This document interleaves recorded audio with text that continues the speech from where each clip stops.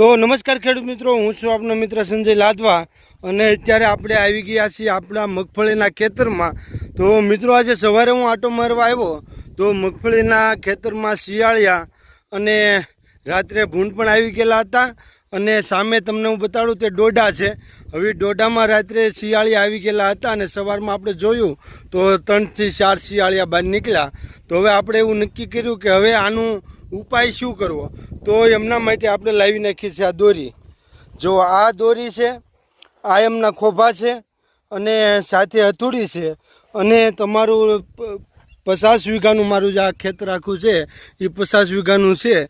એ સાંજ સુધીમાં 50 વીઘા ખેતર ફરતે આપણે આ તાર ફેન્સિંગ કરી નાખવાનું છે। હવે એમના માટે આપણે આ દોરી લાવેલા છીએ, હથોડી લાવેલા છીએ અને આ રીતના પાઇપ લાવેલા છે અને સામે જો આપણે ખોડવાનું કામ શરૂ કરી દીધા છે। અહીંયા હજી ખોભા પડ્યા છે, જો આ બાજુ પણ ખોડાઈ ગયા છે ને આ બાજુ ખોડાઈ ગયા છે।